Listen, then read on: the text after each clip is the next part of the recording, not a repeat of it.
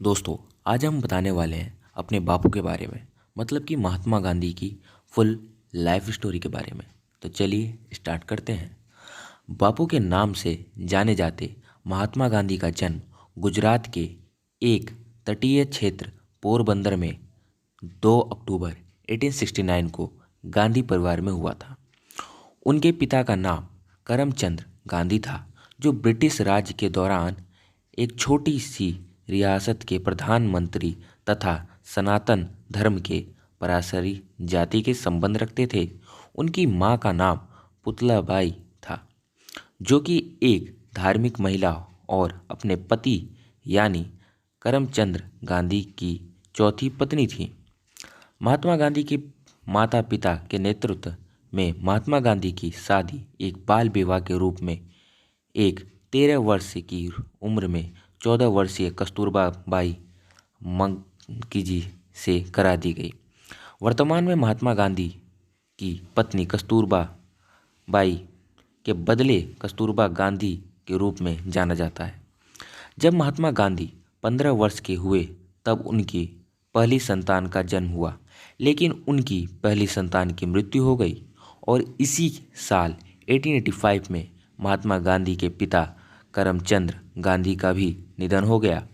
लेकिन कुछ सालों बाद यानी साल 1888 में गांधी जी की एक संतान को जन्म लिया, जिसका नाम हरिलाल गांधी था।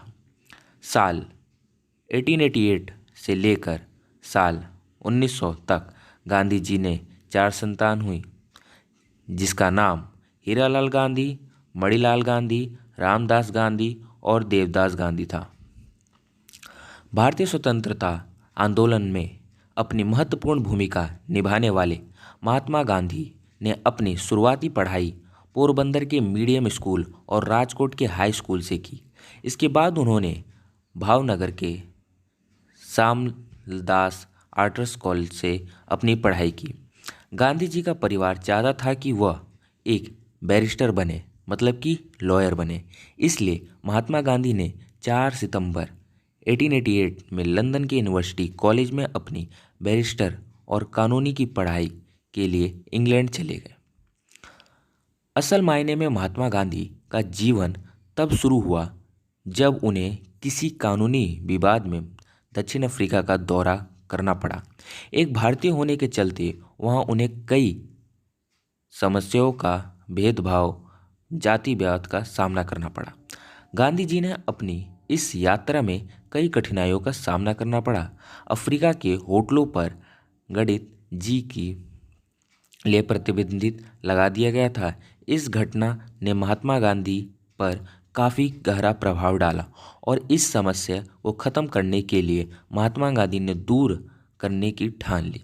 दक्षिण अफ्रीका में भारतीय लोगों को अधिकार देने के लिए 22 मई 1894 को महात्मा गांधी ने नाटाला इंडियन कांग्रेस की स्थापना की और धीरे धीरे महात्मा गांधी दक्षिण अफ्रीका में भारतीय समुदाय के प्रमुख नेता बन गए और साथ ही महात्मा गांधी 1915 में दक्षिण अफ्रीका से बाहर वापस आ गए। भारत वापस लौटने के बाद महात्मा गांधी ने कई आंदोलन चलाए, जैसे कि 1913 में उन्होंने चंपारण सत्याग्रह आंदोलन का नेतृत्व किया। उन्होंने यह आंदोलन किसानों पर हो रहे अत्याचार के लिए चलाना था, क्योंकि भारत के बिहार राज्य में ब्रिटिश जमींदार किसानों को फसल उगाने नहीं देते थे और साथ ही सस्ते दामों पर किसानों से खेती करवाकर किसानों का हिरण किया करते थे, जिसके चलते महात्मा गांधी ने ब्रिटिश जमींदार के खिलाफ यह आंदोलन किया था। जिसके बाद उन्होंने खेड़ा सत्याग्रह आंदोलन 1918, अहमदाबाद मिल मजदूर आंदोलन 1918 और खिलाफत मूवमेंट 1919 जैसी कुछ महत्वपूर्ण आंदोलन किए। साथ ही महात्मा गांधी ने साल 1920 में असहयोग आंदोलन किया। यह आंदोलन इसलिए चलाया गया था क्योंकि ब्रिटिश सरकार भारत में अपनी स्थापना कर चुकी थी और महात्मा गांधी का मानना था कि यह सत्य अंग्रेज ने भारतीय लोगों का द्वारा स्थापित की है और अगर हर भारतीय लोग अंग्रेज का असहयोग किया जाए तो भारत में स्थापित अंग्रेज की यह सत्ता खत्म हो जाएगी और अंग्रेज भारत जैसी देश को छोड़कर चले जाएंगे।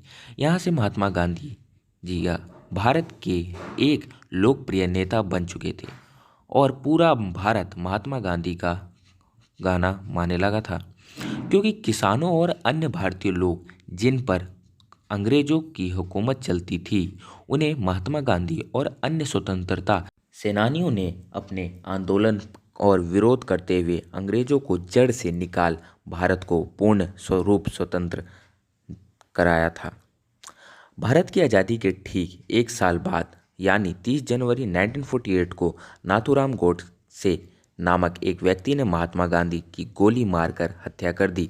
दरअसल ये घटना तब हुई जब गांधी जी शाम को प्रार्थना के लिए जा रहे थे। तभी नाथूराम गोडसे ने उनके पैर छूने का नाटक करते हुए गांधी जी पर पिस्तौल से गोली चला दी। इस घटना के दौरान नाथूराम गोडसे के साथ साथ उनके 8 साथी समेत आरोपी घोषित किए गए। वर्तमान में महात्मा गांधी जी की समाधि दिल्ली के राजघाट में है।